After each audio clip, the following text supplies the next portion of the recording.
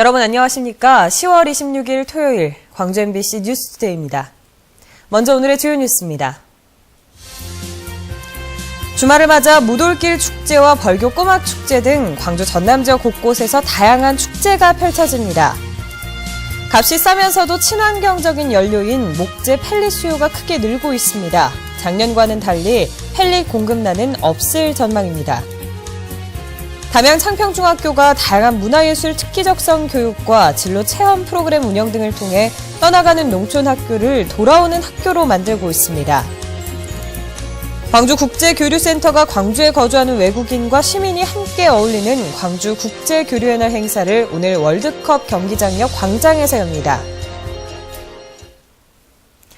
남도는 늦가을 정취에 흠뻑 빠져들고 있는데요. 억만송이 국화꽃이 만개한 한평 국향대전에는 국화꽃 향기가 넘실거리고 있습니다. 문현철 기자가 축제장 다녀왔습니다. 온 세상이 온통 울긋불긋 꽃천지입니다. 그윽한 국화꽃 향기가 축제장을 감싸들고 화사한 꽃 조형물에 감탄사가 절로 터집니다. 아주 볼만하네요. 아주 여러 가지 국화 색색으로 해서 진짜 좋습니다. 예. 실제 크기와 모양을 본딴 높이 14m의 독립문, 수만 송이 꽃으로 꾸며진 9층 꽃탑도 사진 촬영 배경으로 최고 인기를 끌고 있습니다. 억새와 청보리, 해바라기가 어우러진 국화 동산은 늦가을 정취를 만끽하는데 모자람이 없습니다. 거기다가 500여 종의 국화가 각색으로 이렇게 피어 있습니다. 국화가 천국이 아니라 국화가 만국이라 해도 가히 손색이 없을 정도입니다. 세상에서 가장 큰 호박 선발 대회, 가족과 함께하는 식용 국화 따기, 남도 미술의 거장 정등도 색다른 재미를 안겨주고 있습니다. 대한민국 국향대전을 비롯해서 남도 곳곳이 다채로운 가을 축제에 빠져들고 있습니다. 순천만 갈대축제와 영암 왕인 국화축제, 장성 백양 단풍축제 등 결실의 계절 가을을 수놓고 있습니다. MBC 뉴스 문현철입니다. 전국 노동청을 상대로 한 국정감사가 광주에서 열렸습니다. 시도교육청 국정감사도 전라북도 교육청에서 치러졌습니다. 3M 노사분규부터 전교조 법외 노조 논쟁까지 국감의 핵심 이슈, 김인정 기자가 보도합니다. 그동안 극심한 마찰이 빚어온 한국 3M 노사가 국정감사 증인석에서 어색한 첫 만남을 가졌습니다. 한 80차례 노사 교섭을 하시면서 10분, 겨우 10분, 20분을 넘기지 않고 파토가 난 게 한 70여 차례. 이건 정상적으로 노사 간에 교섭을 한다라고 보기가 어렵습니다.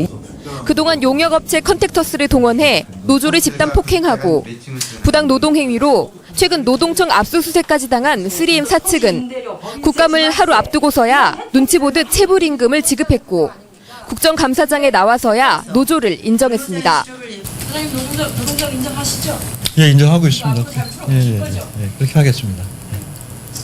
한편 전라북도 교육청에서 진행된 시도교육청 국정감사에서는 전교조 법외노조를 놓고 치열한 공방이 벌어졌습니다. 제거하기 위한 그런 꼼수로 보여집니다. 전교조가 법외노조가 됨으로 해서 앞으로 교육 현장에서 굉장히 많은 혼란과 고통이 따를 것이라고 생각됩니다. 또 다른 쟁점이 된 역사교과서 문제에 대해서는 야당 의원들은 교학사 교과서 수정을 촉구했고 여당 의원들은 교학사 이외의 교과서들도 북측을 두둔하는 부분을 수정해야 한다고 주장했습니다. MBC 뉴스 김인정입니다. 무등산 국립공원 승격을 기념하는 제4회 무등산 무돌길 한바퀴 행사가 오늘 개최됩니다. 이번 행사는 북구 각화중학교에서 금곡동 배제마을까지 걷는 당일 구간과 각화중학교에서 동구 선교동 정자까지 걷는 1박 2일 구간으로 나뉘어 진행됩니다. 부대 행사로 통기타와 하모니카, 색소폰 연주 등이 무돌길 구간에서 진행되며 1박 2일 참가자는 화순 OK 목장 야영지에서 숙박을 합니다. 기온이 뚝 떨어지면서 연료비 걱정이 앞서는 분들 많으실 텐데요. 값이 싸면서도 친환경적인 에너지인 목재 펠릿이 최근 인기를 끌고 있습니다. 지난해 겨울에는 수요에 비해 공급이 크게 부족해서 이른바 펠릿 파동이 났었는데 올해는 사정이 조금 나아질 전망입니다. 조현선 기자입니다. 공장형 재배사에서 새송이 버섯을 키우는 김용신 씨는 2년 전 기름 보일러를 펠릿 보일러로 바꾼 덕을 톡톡히 보고 있습니다. 버섯 배지 살균을 위해 수천 리터의 물을 수시로 끓여야 하는데 연료를 바꾼 뒤 비용이 30% 이상 줄었기 때문입니다. 한 달에 2천만 원을 우리 유류대로 들었다면은 거기에 30% 이상이니까 상당히 되는 거죠. 인근의 목재 펠릿 제조 공장입니다. 감벌 과정에서 나온 나무 부산물을 분쇄하고 톱밥으로 만든 뒤 다시 압축과 성형 과정을 거쳐 펠릿을 만들어냅니다. 목재 펠릿은 같은 열량을 내는 데 드는 비용이 둥위의 절반, 경유의 3분의 1 수준에 불과하면서도 대기오염 걱정이 없는 청정 연료입니다. 선진국에서는 이미 사용이 보편화돼 있고 우리나라에서도 수요가 빠르게 늘고 있습니다. 가정용으로 지금 가장 많이 사용을 하고 있고 산업용으로도 지금 계속해서 지금 주문 전화가 들어오고 있는 그런 실정입니다. 특히 지난해 겨울에는 공급량에 비해 수요가 월등히 많아 사용자들이 펠릿을 구하는 데 큰 어려움을 겪어야 했습니다. 다행히 올해 전남에서만 펠릿 공장 2곳이 추가로 가동에 들어갔거나 가동 예정이어서 펠릿 공급이 크게 늘어날 전망입니다. 전라남도도 수급 불안정에 대비해 올여름 펠릿 2,500여 톤을 미리 사두었습니다. 금년 같은 경우, 금년 동절기 같은 경우는 펠릿 수요가 그렇게 수요에 대비해서 공급은 충분할 것으로 예상이 되고 있습니다. 겨울이 되면 급증하는 에너지 빈곤층을 위한 대안 에너지의 하나로 목재 펠릿이 주목받고 있습니다. MBC 뉴스 조현성입니다. 어젯밤 9시 30분쯤 영광군 법성면의 한 주택에서 불이 나 51살 강모 씨가 연기에 질식해 숨졌습니다. 이 불은 집기류 등을 태워 소방서 추산 500여만 원의 재산 피해를 내고 40분 만에 꺼졌습니다. 경찰과 소방당국은 목격자 등을 상대로 정확한 화재 원인을 조사하고 있습니다. 어제 오후 5시쯤 광주시 광산구 신가동의 삼성전자 부품 납품업체에서 불이 나 소방서 추산 2천만 원의 재산 피해를 내고 30분 만에 꺼졌습니다. 경찰과 소방당국은 공장 인근에 있던 나무에서 시작된 불길이 건물에 옮겨 붙었다는 목격자의 진술을 토대로 정확한 화재의 원인을 조사하고 있습니다.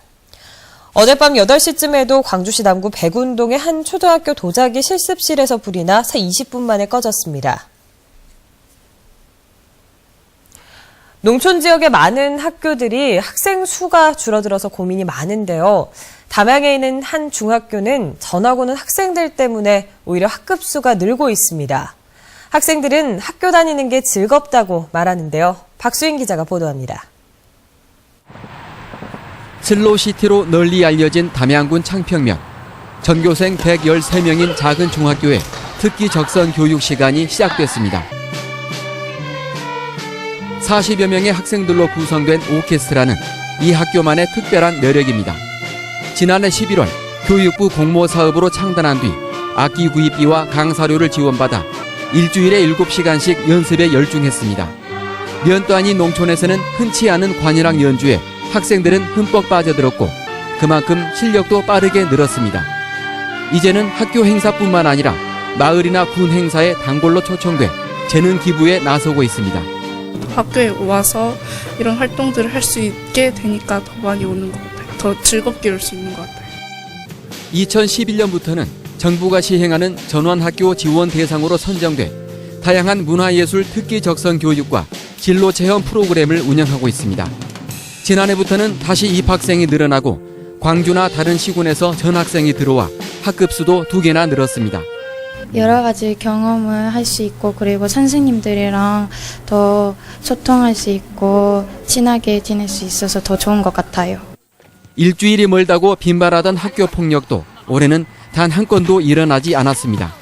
마음 놓고 부모님들이 자녀를 맡겨서 여기 와서 자기 모든 걸 펼쳐나갈 수 있는 그런 학교 아닌가.